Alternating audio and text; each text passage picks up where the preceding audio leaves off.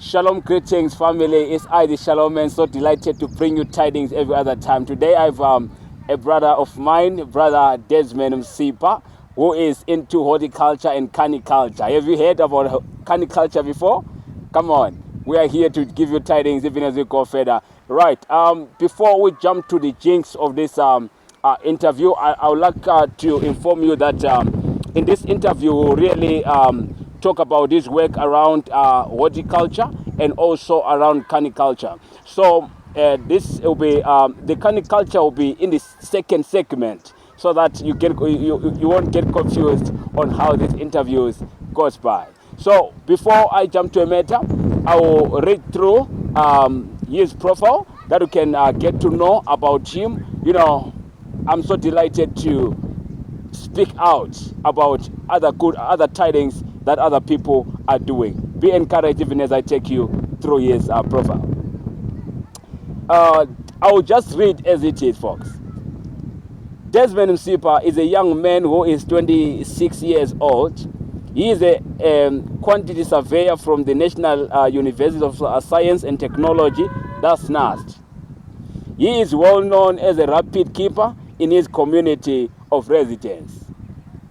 Daysman Msipa is also known as a horticulturist in the area of Mkanwini Island. He is the financial director for a non-profit organization under the name Blessed Enoch Generation. Wow. Above all, he is a born-again Christian. Yes, let's gather to know more about the tidings that our brother is doing. Brother, how are you? I'm fine, sir. How are you? Well, I'm fine. I'm delighted to have you today. How do you feel to be here today? Yeah. Thank you so much for giving me this platform just to showcase what is inside of me. Wow. Yeah. Man, I believe that you are doing these things uniquely. Yeah. And I'm excited to have made time to be with you today on this interview. Yes. Please confirm with me, brother, if you are really on horticulture and cuniculture. Yes, I'm there. I'm enjoying the things that I'm doing. Wow, that's marvelous. Yeah. So we just want to take the folks through on the work that you do. Please, we'll focus on horticulture. Yes. Then on this second segment, we'll therefore talk about cuniculture. Yeah, that's okay. So what is horticulture? Yeah, horticulture simply is the growing of vegetables, whether it's fruit vegetables, leafy vegetables, root vegetables. There are a lot that we can grow. But for me, I'm just doing tomatoes, cabbages, onions, beetroot, then other leafy vegetables that you may know.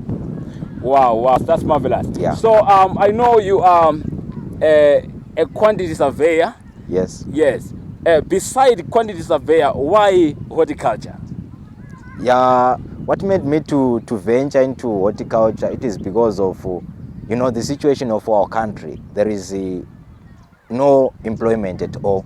So sometimes when you finish school, you end up doing nothing. So for me to remain idle, I then thought of doing horticulture because we were doing it as a group, as a cooperative, as youth.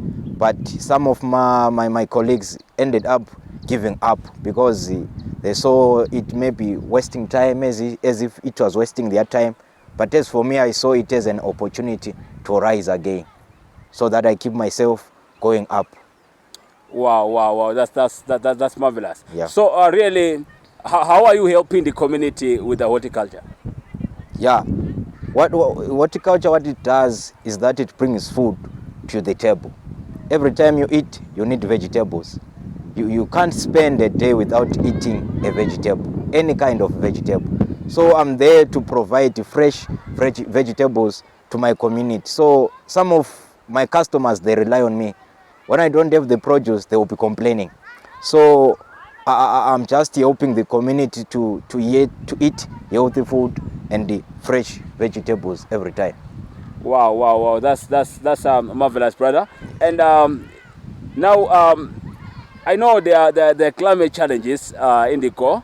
Yes. How is climate change affect your project? Yeah, the issue of climate change has affected almost everyone, because if I can see closely, it reduces even our yields. Our yields, they normally reduce maybe by maybe 30% or 40%, because as we look this time of the year, the rains were below normal, so we don't have much water in our area, and sometimes our crops, when they are about to be harvested, they will be scorched by heat, and therefore the quality end up depreciating. So climate change has actually affected us by a great extent actually. Okay. No, I understand. So, what any plans on how to overcome these climate caused challenges in your mind? Yeah, there are some practices that we do. Normally, if we are growing, maybe I can say vegetables like chomolia or tomatoes, we are encouraged to put much mulching there, whether it's grass or maize stalks or leaves, whatever material that you have, you need to mulch your area so that no moisture is just wasted away by this evaporation that is around.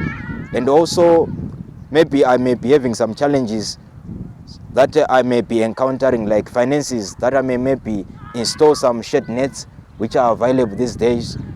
They save a lot of moisture in the soil. Oh, that's fun. Yeah. Let's talk about theft. Have you ever came across the folks that steal from your garden when you are not around? You know, thieves are, I can say they're all over. Yeah. So what can you say about that? On that issue, I usually thank God so much, because my area is not actually fenced, but I've never encountered any theft. So I believe God will be just guiding me, and that place is normally nearer to homes. So I believe people will be just respecting my area. But in the future, we need maybe some game fence or diamond mesh fence to put security in our area. And also I may use some dogs so that the area is always safe. Wow, that's marvelous, man. We appreciate God, and wherever you are, just thank God for His sake. That when you talk about theft, you haven't experienced those in His space of project. God is great. Yeah. And I'm not saying if you have experienced theft in your corner, God is not great. No.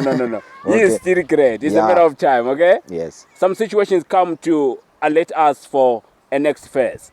All right. Have you ever came across any challenges despite climate change challenges, general challenges in growing your projects? Yeah, there are a lot of challenges, especially in this horticulture farming. We may face maybe, especially maybe I can say the number one is the material resources. It might be land. My land is now too small. That's the number one that I'm facing. The land is now too small. Maybe the finances also, they will not be allowing, so that I expand more the project. And also maybe I can be facing the market sometimes, because when you grow the crop and sometimes it's flooded all over, you can't find a market that will give me maybe the profit that I'll be looking for. So that's the challenge again. So there are a lot of challenges. Sometimes you can't find labor that will suit my needs at that particular time. People are now immersed with drugs, and when you are inviting them to come and say, I'm hiring you, let me give you maybe a $5, then you do this for me, you can't find those people anymore. So the issue of labor, the issue of land, the issue of financial resources, they are always hitting us. All right. Yeah. So I appreciate this. So let me take you a bit back a bit. You studied in numbers. Yes. And reduced the number of folks that were helping you. Mm-hmm. How had that affected you in the project growing? Sometimes when you see that when you are many, you think that you'll be doing a lot of work, but that's not it. When you are alone now, you know what to do in the next minute. Even if we are 2 or 3, we know what to do than to be 7 or 10. Because When many people are available, there is no work that is going. The production slows down. But when you are alone, you know the target for the day. So I can say working alone, 2 or 3, it's better than to be overcrowded. Wow, that's great. That means that the team that we have now, you are excited with it? Yes, I always thank God because we're always moving on. Not that the previous team were not helping out, but they were helping out. But the vision that you'll be having is not in someone else's mind.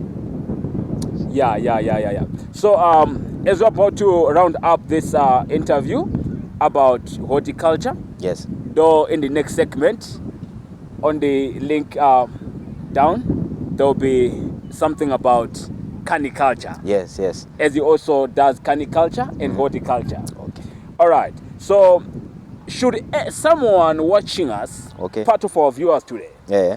will be excited, despite the country they're from, will be delighted to actually venture into horticulture? What message, encouragement can you give them out? What I can encourage my colleagues is that it's good even to start small, whether you are facing some financial resources or land, wherever you are, as long as you've got water and a piece of land, you can start something. Doesn't regard how much. Is it a 10 square meter, 100 square meter, 1 hectare? You can do something with that. All right. Thank you so much. And should you inspire someone, we call it a take-home package. Okay. What do you have in mind, even as we sign off in this interview? I can say always rely on God, because where we are going, where God took us, it is all by the grace of God. Outside that grace, can't do anything. But what I know is that every time His grace is always sufficient. That's why we are still pushing and going forward. Tomorrow is sunshine. Yes. All right, folks, I'm so delighted to have you now. Thank you so much for your precious time. Stay tuned even as we take you and him and me to the second segment as we talk about cuniculture. Stay tuned. Love you. Shalom.